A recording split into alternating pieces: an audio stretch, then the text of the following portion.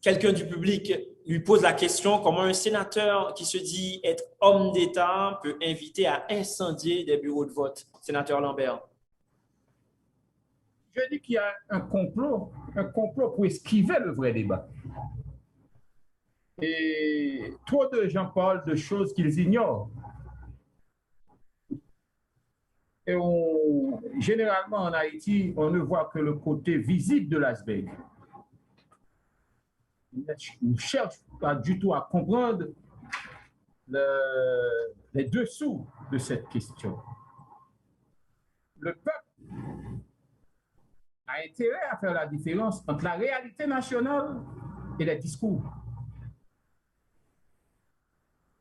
Aujourd'hui, d'aucuns ont remarqué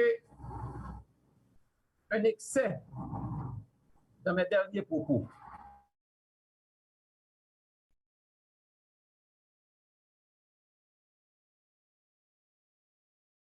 Contre le référendum. Le calme, la sérénité habituelle qui m'a toujours caractérisé. À cela, je réagis pour répondre directement à la question de l'internaute en disant que j'ai été véhément parce que il m'a semblé nécessaire de parler un langage proportionnel à l'agression contenue dans le référendum.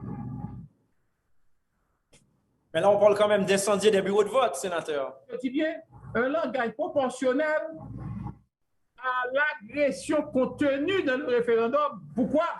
Parce que j'ai insisté auprès du président pour lui dire que faire passer en force un référendum sans élargir la base pour pouvoir discuter de certains éléments contenus dans ce projet de constitution va nous conduire à plus d'instabilité. On a tout intérêt à rapprocher les pôles contraires. Est-ce que je suis pour une nouvelle constitution? Oui, je suis pour. Est-ce qu'on peut utiliser le référendum comme outil pour faire adopter la nouvelle constitution? Je vous réponds. Vous dites que la constitution l'interdit, mais on est en situation spéciale. Et comme on a une situation spéciale, on peut toujours essayer de recourir à cette formule de référendum pour faire passer le projet de nouvelle constitution. Par contre, il faut un accord politique là-dessus.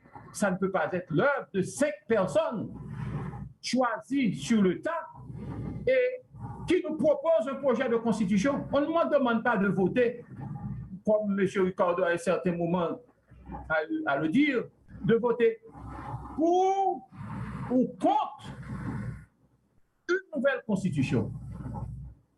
Ça aurait été génial d'avoir un accord politique, de lancer en même temps le processus électoral, d'avoir un conseil électoral plus ouvert, plus inclusif, et de faire en sorte qu'on ait suffisamment, on a une masse critique, de personnalités, d'institutions qui puissent prendre part à ce projet. Alors, pourquoi ne pas attendre un moment? Pourquoi ne pas chercher un accord politique? Et même si on passe ce projet de référendum, de constitution, à travers un référendum, qu'adviendra-t-il des élections?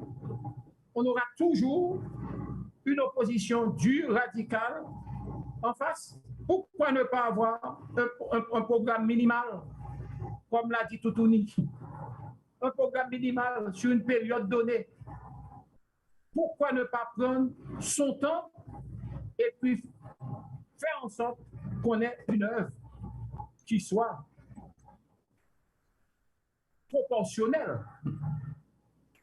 à l'attente, aux attentes de la population? Ce que moi je veux. Le pouvoir exécutif, honnêtement, n'a pas ce droit. C'est la Constitution de 87.